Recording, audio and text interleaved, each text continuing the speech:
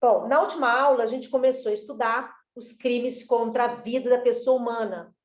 Iniciamos falando do que seria vida e do que seria expectativa de vida para o direito penal.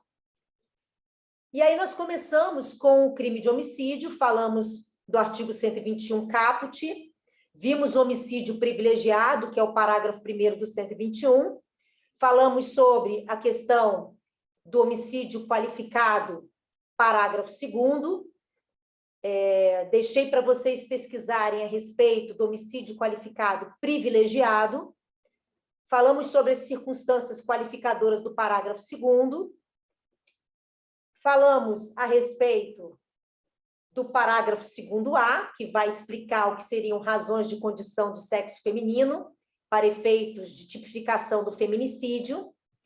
Vimos o parágrafo 3º, homicídio culposo, fizemos uma comparação com o homicídio culposo do Código de Trânsito. Parágrafo 4º, dividimos em duas partes. Na primeira parte, vimos majorantes relacionadas ao homicídio culposo, e na segunda parte, circunstâncias majorantes do homicídio doloso. Falamos sobre o parágrafo 5º, que traz o perdão judicial para o homicídio culposo.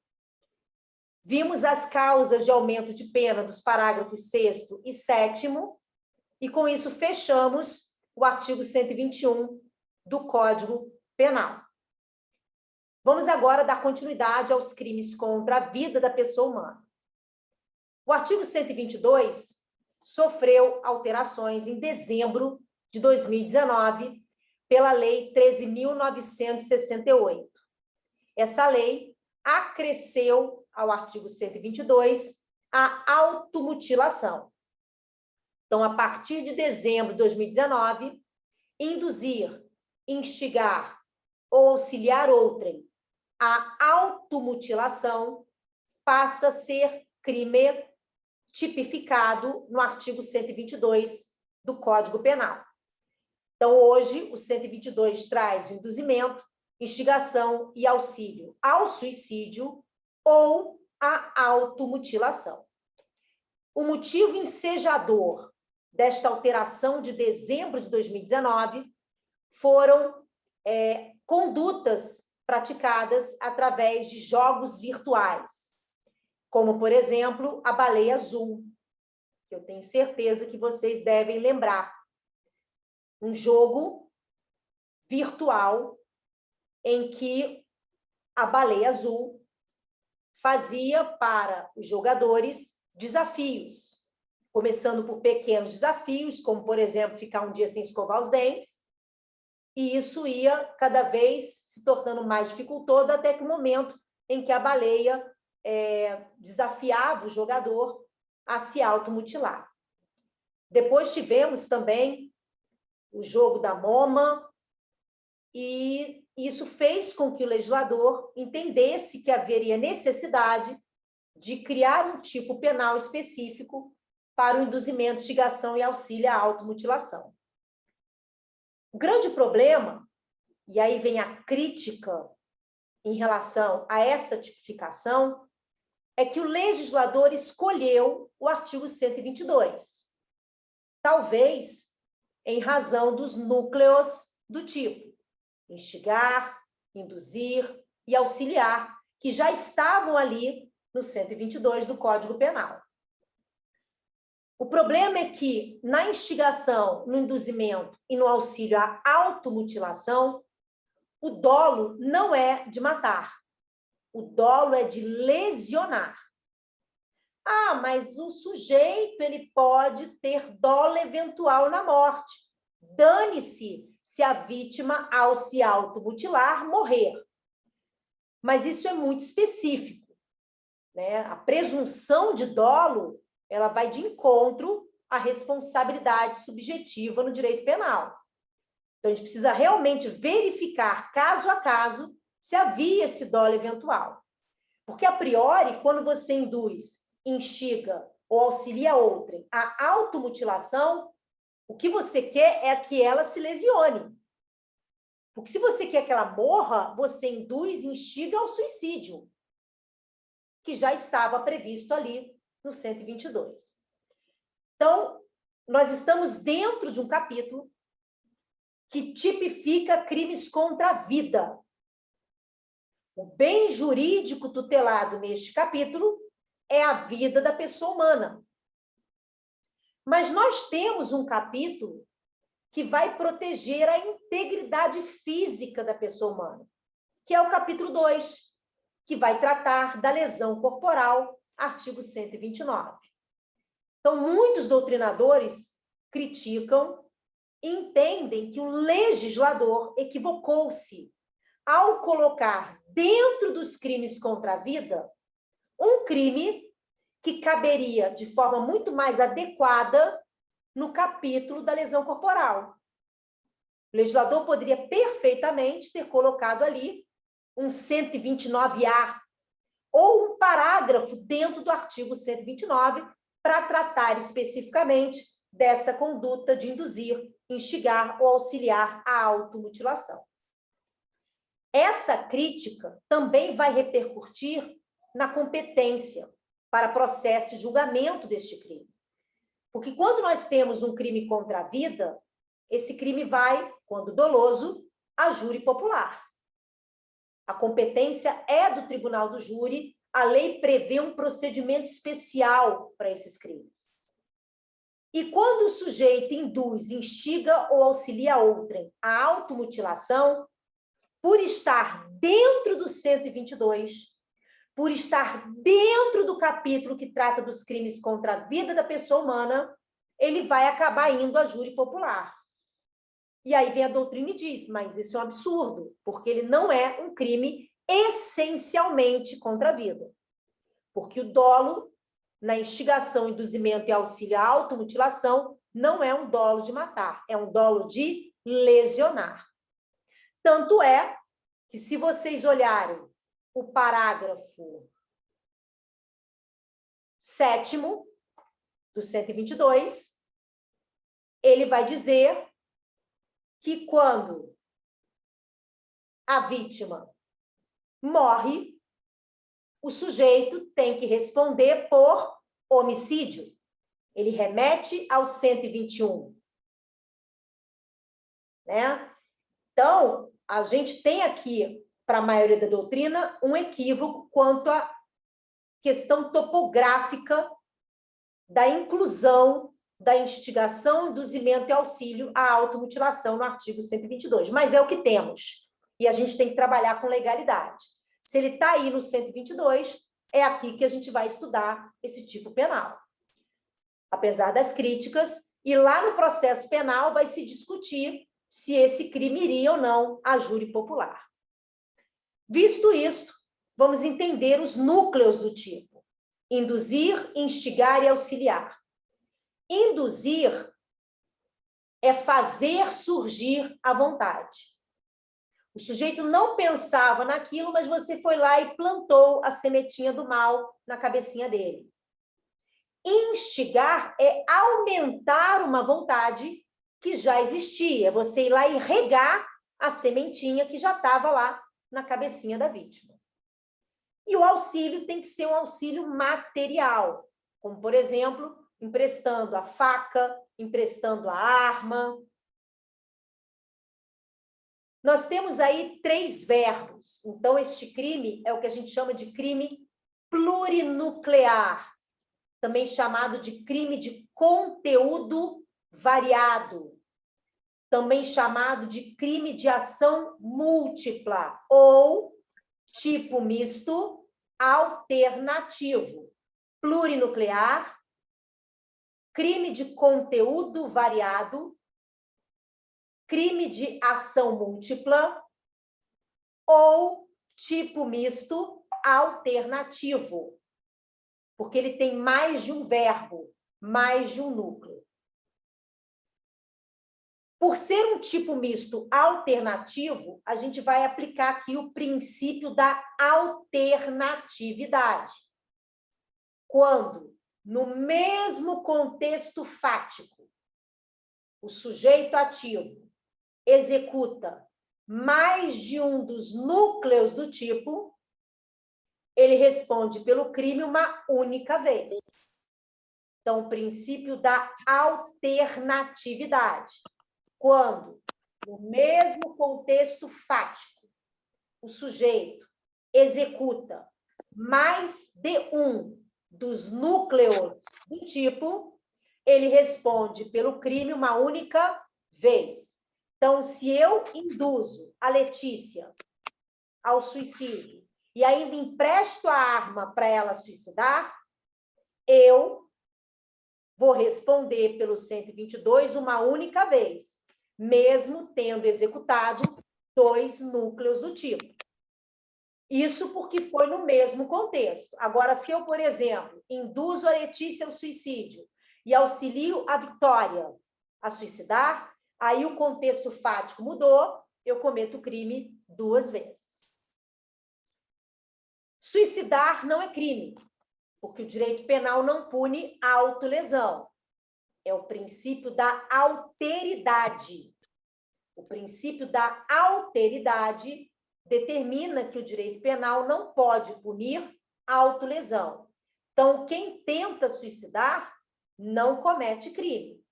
Quem vai cometer crime é quem possa tê-lo instigado, induzido ou auxiliado a isso. O suicida, aquele que se automutilou, não comete crime porque o direito penal não pune a autolesão em razão do princípio da alteridade.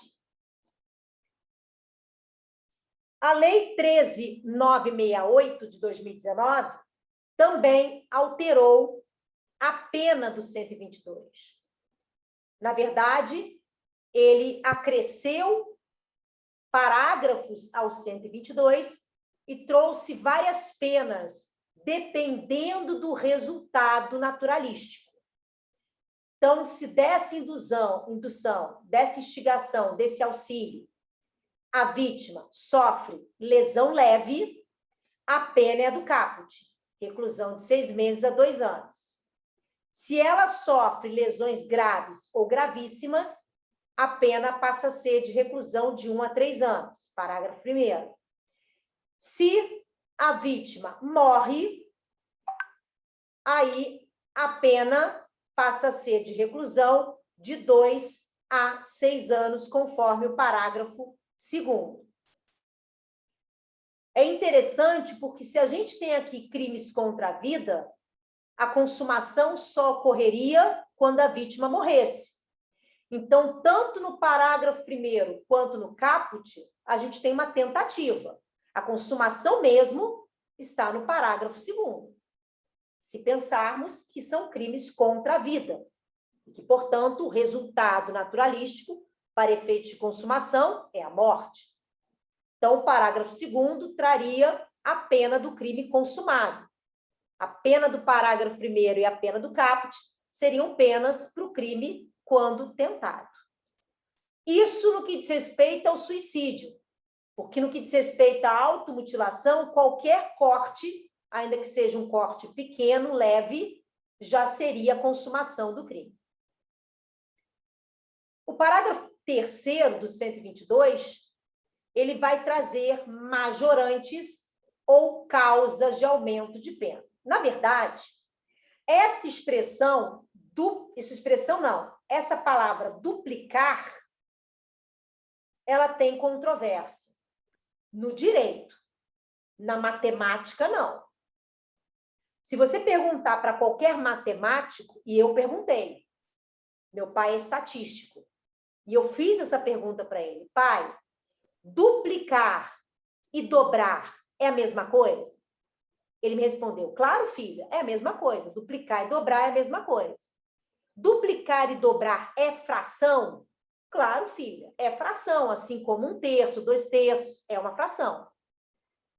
Só que, no direito penal, alguns doutrinadores entendem que o legislador, quando utiliza o termo dobrar, ele está se referindo à fração.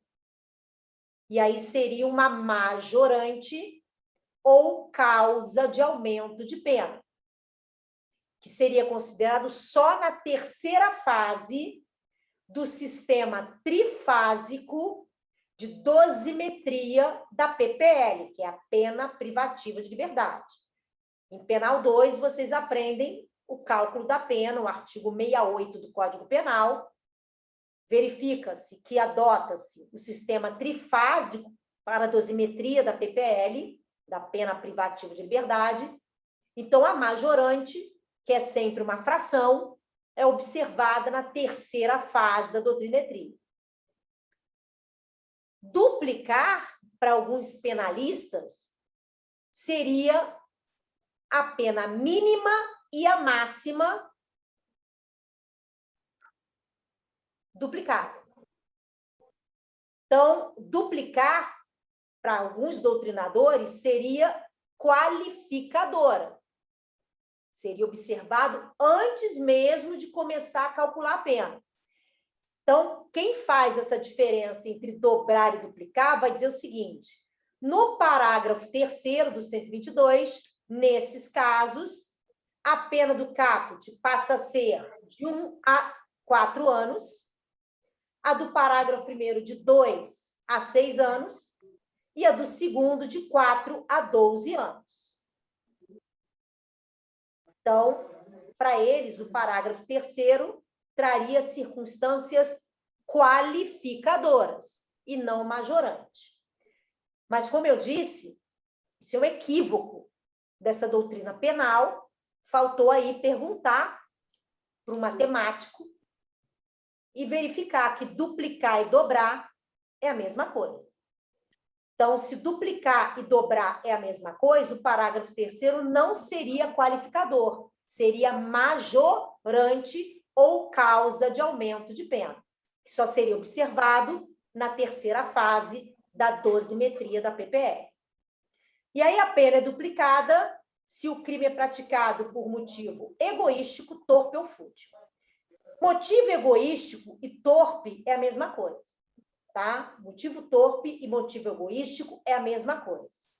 Motivo fútil é diferente. A gente viu quando a gente falou do motivo torpe e do motivo fútil como qualificadora do homicídio. Então, o motivo fútil é aquele motivo desproporcional. O torpe é o egoísta, é o frívolo, é o mesquinho. Também vai ser duplicada se a vítima é menor, e aí menor de 18 anos, tá? Porque ele falou menor. E a gente vai buscar no Código Civil o conceito de menor de idade, e menor de idade é menor de 18 anos. Ou com qualquer idade que tenha diminuída, por qualquer causa, a capacidade de resistência. Aqui tem um detalhe muito importante. O 122, ele pode ser praticado por qualquer pessoa. Agora, o sujeito passivo, a vítima, tem que ter discernimento para entender que aquilo é um suicídio, que aquilo é uma automutilação. Se eu chego para uma criança de 4 anos de idade e falo assim, olha só, você quer ser o super-homem? É só você pular da janela, com o bracinho assim, esticadinho, outro dobradinho, que você vai ser o super-homem. A criança vai, se pendura na janela, bota os bracinhos e vai para a morte.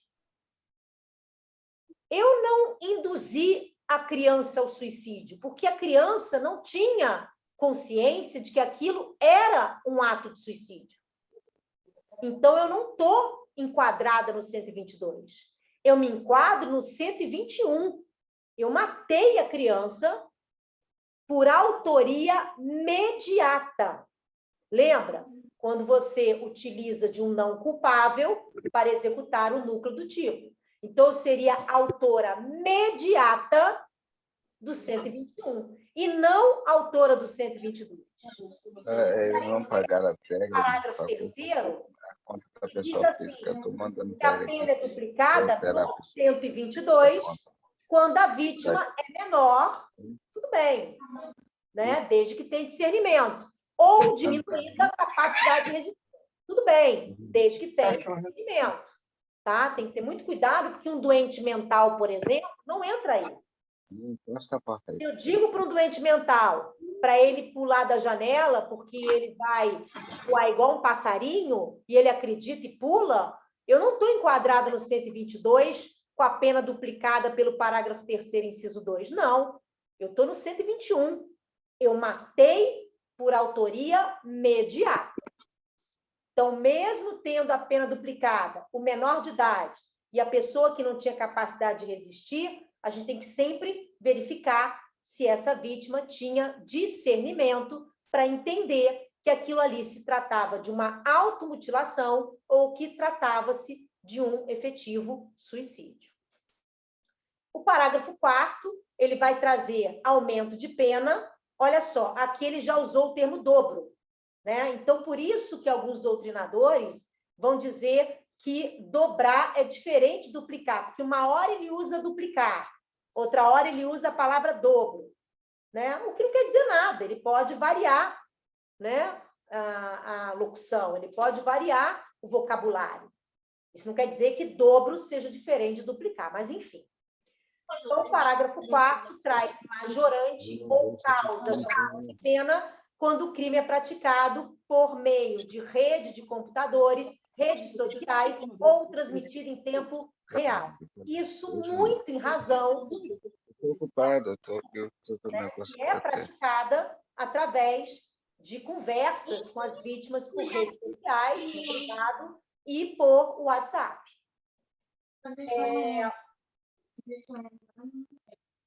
Parágrafo 5º vai trazer outra majorante, outra causa de aumento de pena, se o sujeito ativo é líder ou coordenador de grupo ou de rede virtual, e aí ele pode ter esses aumentos de penas de forma cumulativa. O legislador poderia ter colocado tudo num parágrafo só, mas ele pensou, não, se eu colocar tudo num parágrafo só, vão dizer que é bis in idem aplicar o parágrafo 2 ou mais vezes, então ele resolveu colocar tudo separadinho para poder admitir o cúmulo desses aumentos. E aí vem o parágrafo 6º, diz assim: se o crime de que trata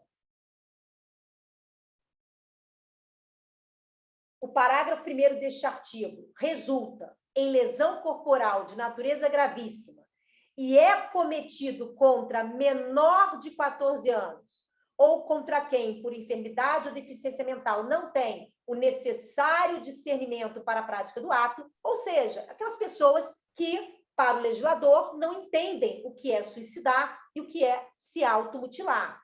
Nesse caso, vai responder pelo 129, parágrafo 2º. Né? Da mesma forma, se essas pessoas morrerem, vamos lá para o 121, porque essas pessoas não têm discernimento para entender que estão suicidando ou que estão se automutilando. Então, o parágrafo 6º e o parágrafo 7º vêm corroborar com o entendimento de que o sujeito passivo, no 122, tem que ter discernimento para entender que aquilo ali é um suicídio ou uma automutilação. Bom, em relação ao 122, era isso que eu queria conversar com vocês. Ainda nos crimes contra a vida, artigo 123 trata do infanticídio. O infanticídio, majoritariamente, é um crime de mão própria. Além de exigir uma qualidade específica para o sujeito ativo, tem que ser a mãe, também não admite todas as formas de concurso de pessoas. Só admite a autoria imediata e o partícipe. Não admite a autoria mediata nem a coautoria. Aqui no 123, a gente vai ter a aplicação do princípio da especialidade em relação ao artigo 121. Por quê? Porque o artigo 121 é a norma genérica, né? Você tem ali o matar alguém. O 123 é a norma especial. Não é qualquer pessoa que mata, não é qualquer pessoa que morre. Então, nós temos aqui no 123 elementares que o torna especial. São as chamadas especializantes.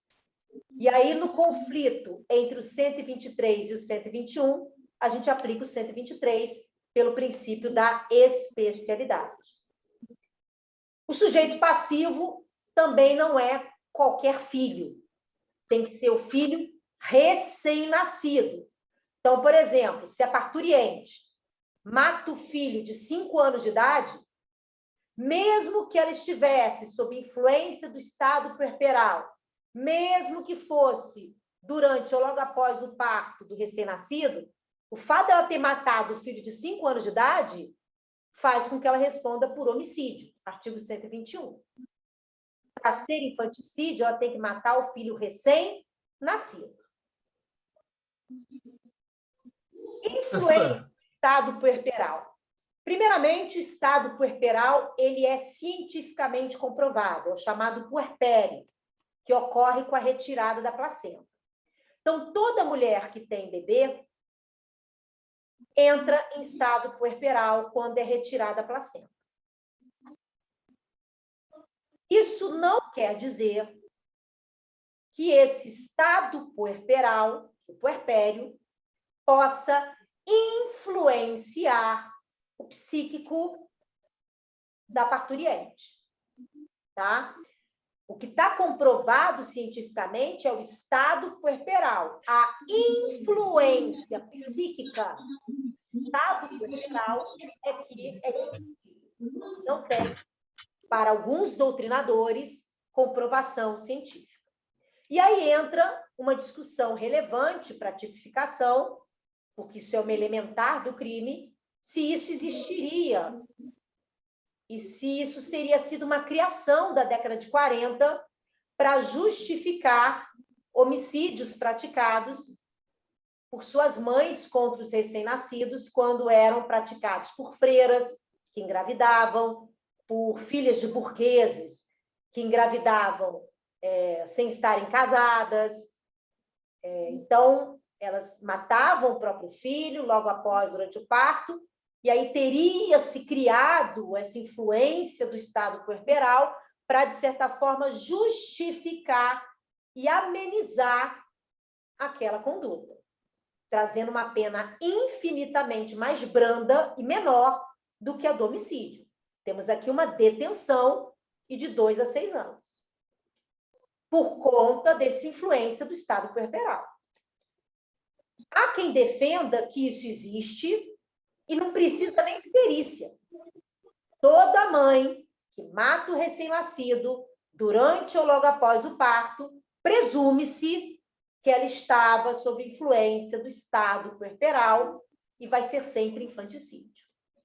Outra corrente defende que existe, mas que tem que ter perícia, né? Porque não é toda mulher que, no puerpério, acaba sendo influenciada por esse estado puerperal. Em relação ao lapso temporal, durante o parto, ok. E o que seria logo após? Aí tem discussão também, claro. Esse lapso temporal é discutível. Há quem defenda até 24 horas após o parto, há quem defenda até 3 dias após o parto, há quem defenda até 7 dias após o parto, há quem defenda até 3 meses após o parto. Você vai encontrar de tudo aí na doutrina, com certeza.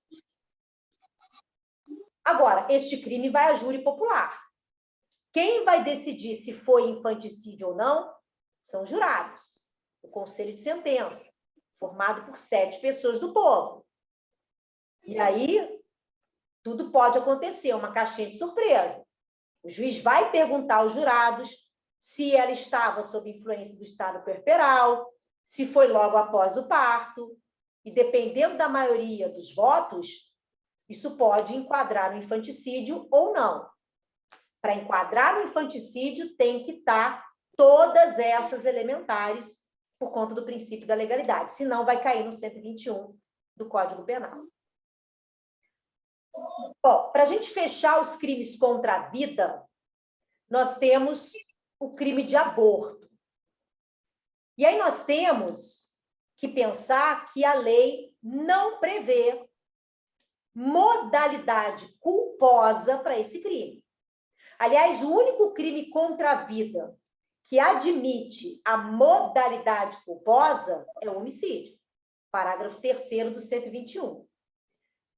A instigação, induzimento e auxílio ao suicídio e à automutilação não admitem, o infanticídio não admite e o aborto também não. Então, o aborto culposo não é crime de aborto. O aborto, para ser criminoso, ele tem que ser doloso e tem que ser provocado. Então, o aborto espontâneo também não é crime. Lembrando que, para o direito penal, e a gente falou isso na primeira aula, a gente só vai ter expectativa de vida tutelável penalmente a partir da nidação, que é quando o óvulo fecundado se aloja no útero. Então, a partir desse momento que a gente pode ter o aborto até o rompimento do saco amniótico, que é quando a bolsa estoura. E aí nós temos 3 formas de aborto criminoso. Nós temos o autoaborto, nós temos o aborto consentido e nós temos o aborto sem consentimento. Então, autoaborto, aborto consentido e o aborto sem consentimento.